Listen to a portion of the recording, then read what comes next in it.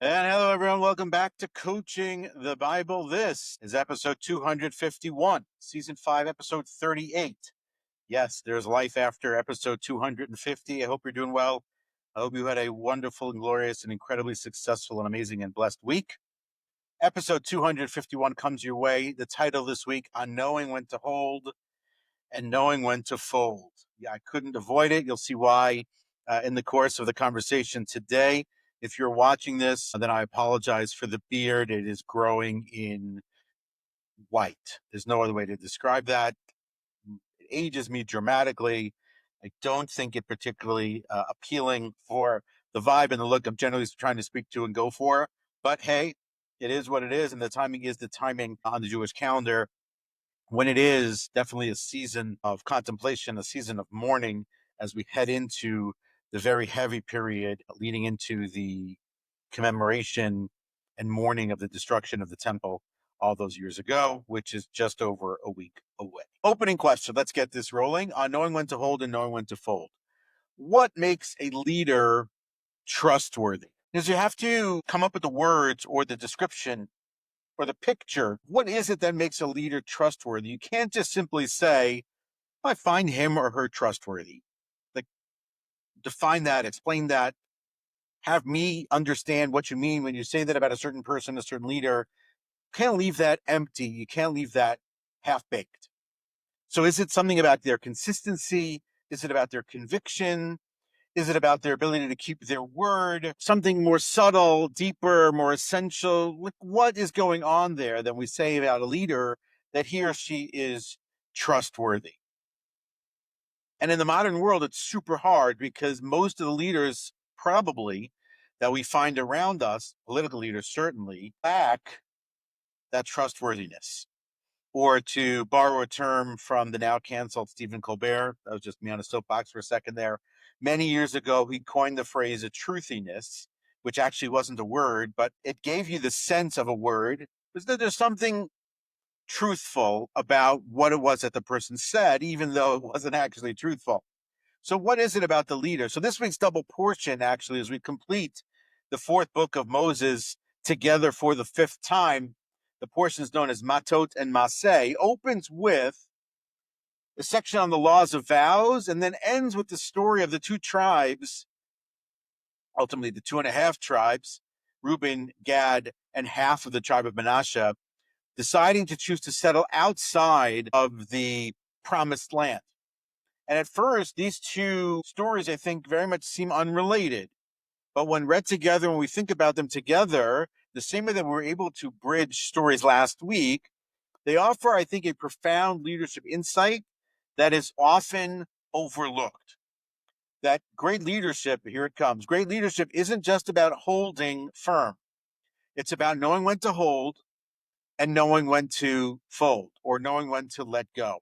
And as Kenny Rogers put it in the song, you got to know when to hold them, know when to fold them. If you start to sing the song now while you're listening, I totally understand because as I was preparing, Kenny Rogers is playing in my head. So let's dive into this and understand both sides of this, or the two stories here, the vows and the story of the two tribes making this decision and making this determination. So let's talk about the weight of a word. The story begins, or the portion begins, with the idea that if a person makes a vow, he must not break his word. He must do what it is that he said. In the biblical imagination and understanding, words create worlds. And we know this to be true. The Bible opens, God spoke, and the world came into being. So too, in our own worlds, our words shape reality, they shape trust, and they shape the moral order. It's not anything less than what we could call a spiritual bond. We take our words very seriously. Those who pray believe in the power of prayer. It's not just believing in the idea of prayer, but in saying the words. If someone is not well, in saying their name out loud in the course of the prayer, that there is power in those words. It's that spiritual bond. There's a relationship between us and our ability to speak and the words that we say. It's a statement very much of identity. Very often, the words we say is a mirror of our values. It sometimes is a glimpse inside.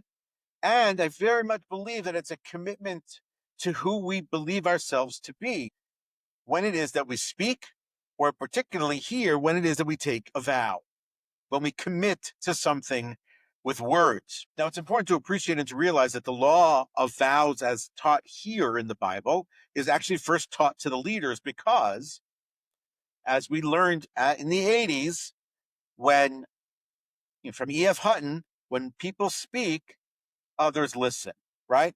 Those two references already in one episode. Because when leaders speak, others listen. And when leaders break their word, trust erodes, and trust erodes fast. The vows we're speaking about actually here are actually voluntary. A person does not have to take them, but a person chose to accept upon themselves this higher level, elevated level of severity, of commitment, of vow to the words that they say, which makes them not just frivolous words spoken, but binding. And when they're binding, we have to take them very serious. And we can't just simply walk away from them and break them and just throw them away. We have to consider how that works.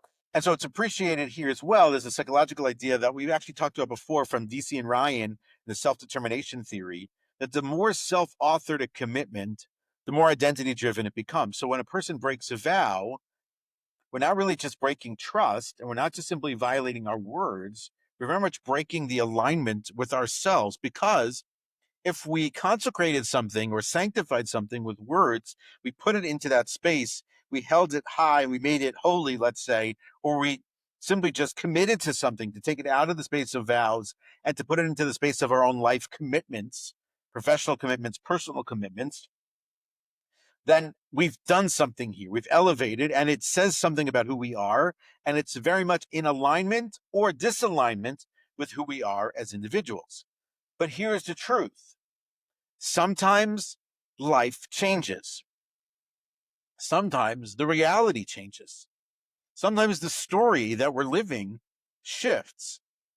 And so the commitment that perhaps once made a lot of sense might not make sense anymore. So what do we do there? So the Bible gives us an out, right? The Bible gives us the ability to nullify a vow, to decide that what we held firm or committed to before no longer is true. But it doesn't work in every circumstance. It doesn't work in every situation. But it is true that the ability to nullify and to break that commitment is possible. And we can speculate as to why the Bible gives us that ability. We know also from the Talmud and other commentaries that we're recommended, highly recommended, not to take vows and not to make these kinds of commitments, even if we think them or we want to do them, but not to put them in those words because of the severity and the seriousness with which we take our commitments. So we have this idea of commitment. We have this idea of the seriousness to which we take our words. And we also have the ability to nullify and to get out of those vows. That's side one. Side two is the story of the 2.5 tribes, or at least here it's the 2 tribes and ultimately 2.5 tribes who decide to settle on the other side of the river, what you might call in modern terms the East Bank. So at the end, they come to Moses and they say, look, we're not crossing. We've marched with everybody for 40 years. We believe in the dream. We believe in the promised land. We believe that it belongs to us. And yet we decided to live outside the promised land. And it sounds a bit like a betrayal. And Moses seems to lean into that, and he is not happy for a whole host of reasons. But we went into that story a couple of years ago. So what happens here after the rebuke from Moses? They clarify, they renegotiate. They're not abandoning the mission. They're just adapting their part in the mission, in the vision, in the promise, in the dream. And so they promise, they commit, here's that word, they vow, fight, and then to settle. And so their values don't change, but their terms as it relates to the story, in fact, does. So what's going on here? So the fundamental principle that is at play in both of these circumstances, in both of these situations, when to nullify, when to not nullify, when to hold to that commitment, and when to not hold to that commitment, meaning first in terms of vows, second in terms of the 2.5 tribes, because they could have just gone in with everybody else, but they are breaking from it, is the quality known in English as discernment. We're going to explain what that means in just a second. They're adjusting their vow without abandoning their cause. They're honoring their commitment, and they do ultimately honor that commitment, and they do fight and help the people settle the land before they go home and settle themselves. They're simply just doing this differently than the way it was perhaps perceived and expected and understood by everybody else until this point. And that quality of knowing when to hold and knowing when to fold, that space between those things is the space known as the space of discernment. And leadership isn't always about all the time staying the course. Sometimes you have to adapt. Sometimes you have to reevaluate. And sometimes you have to look at it and appreciate that sometimes you have to hold firm and sometimes you have to release when it no longer fits. And I don't think for a second that when that's true, that a person is breaking with their integrity. Because I think at all points, a leader in all these spaces has to rigorously evaluate and reevaluate and reconsider and then maybe recommit to the values and the fundamental ideas to which he or she holds dear. Not every week, certainly not, but this quality of discernment, which I don't think we've talked about in all the weeks and all the years of coaching the Bible, is enormously important. When do we know to keep on the mission and keep going forward and to doing it the way we're doing it? And when do we decide that we got to change gears, we have to shift, we have to use the term, here's another reference, pivot, to pivot to something else? So discernment is very much a leadership superpower. It's the ability to perceive the subtle distinctions that exist and then choose with clarity what to do next. I don't think it's just instinct. I don't think it's just data. It's what I would look at and think of as a very mature and very advanced and very experienced values-based judgment about the circumstance and situation that you find yourself in. Discernment then at its core is about your integrity. It's about your alignment or self-alignment. It's about your ability to judge. Knowing when now to look at a promise, a commitment, a vow, a value set that reflects who you are, and then in circumstances and instances to release it because it no longer does. And it's quiet and it's subtle and we don't celebrate it. And often we don't even realize it because it's not always obvious that it's a choice between a good and a bad. Sometimes it's simply a choice between one good versus another good, or one truth versus another truth. And now one truth of the two has elevated itself and lifted itself up. And now that's the priority. And it's not built on instinct because it goes much deeper. It has to work through your inner being about your values and your past experiences and your EQ and your patterns and your behaviors. And it's not just data because it's a mix of the data with your values. And now I have to mix the two and rework it and refigure it out. And it goes then to not simply just being knowledgeable and smart, but perhaps deeper into a space called wisdom. And discernment then is an applied wisdom that governs when we act, when we wait, when we speak, and when we stay silent. In Hebrew, the term for discernment is havchana, means to distinguish, is to see between and into what is and perhaps what ought to be. And discernment then allows a leader to ask, is this right and not just effective? Is this true and not just popular? Is this mine, actually mine, or is this just inherited? And there are a lot of different types of discernment: moral discernment, strategic discernment, relational discernment, and self-discernment. We can't get into all of that, but it's really fundamental core. And what's really important as a leader is to grow and to learn how to be a more discerning leader, how to know when to say something, how to know when to not say something, how to know when to change that value, to look at your core set and say, this doesn't align with us anymore. But to look at is what you're doing and decide that, you know what, this mission that we're on, this company that we're building no longer works. It's hard. So some aspect of this is moral and deep.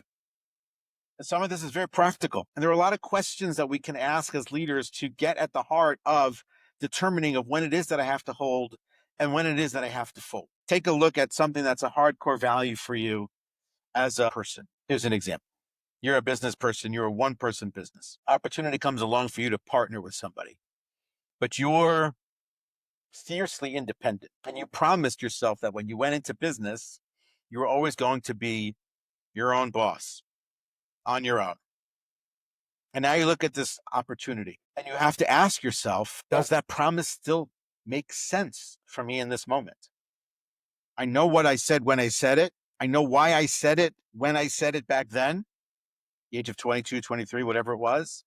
But now, 15, 20, 25, 30 years later, whatever it is, knowing what I know now in this circumstance with this opportunity in front of me, does that promise still hold? Am I going to hold myself back or hold myself to a promise made all those years ago because it meant something then and it no longer means anything now? Or something else that maybe is holding a promise that is serving in some way the work that I'm doing, but really, is it just protecting my ego? Or at the core of who you are as a person, is this commitment, is this promise, is this value, is this vow still aligned with who you are today? And if you decide and determine that you're abandoning it and going in a different direction, that's okay. The question is, how do you do that? And what do you do? And so I'll just give you two practicals: the still true test and the boundary map. The still true test is simply this: write down a belief, a promise, or a value that you have, that you hold, and ask yourself, is this still true? Is it still true? And if it's not, then I would recommend to grieve it, mourn it, reflect upon it, and then give yourself permission to update it with integrity and explain why to yourself and to others. I'll give you the permission to update it with integrity and help you, if you'd like, to explain it to others. But that's the still true test in quotes. The number two idea is this a leadership boundary map. Take your value set. It's not a lot of things, it's a handful of things, 5, 6 things, whatever they may be. And then look at them and say, column 1 or circle 1, draw a circle. These are the non-negotiables. These are the things that have consistently always been true about me as a person, as a leader.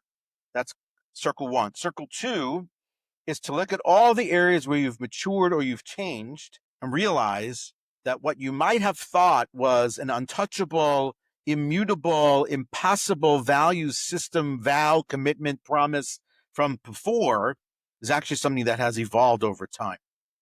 So there's the non-negotiables, the immutables, the sacred, the sanctified, and then the evolvables, the things that have moved and shifted and matured over the course of time. In the space of doing such a thing, one realizes that their ability to discern, to make these decisions, to change, to evolve, to adapt is part and parcel of who they are as a person, and very much part and parcel of who they are as a leader. Closing it out, in the end, we appreciate that leadership is not about never wavering. It's about knowing the difference between what's sacred and what's stuck, between a promise you must keep and one that no longer reflects who you are. And discernment is what lets you tell the difference with clarity, with honesty, with courage, and with that quiet conviction that you will keep on leading even as you evolve as that leader. To close it out with a quote, is a quote from Robert Burney: discernment is having the eyes to see and the ears to hear and the ability to feel the emotional energy that is truth. That is Coaching the Bible for this week. Look forward to seeing you next week. Wishing you and blessing you with a glorious and incredibly amazing and successful and happy and joyous weekend.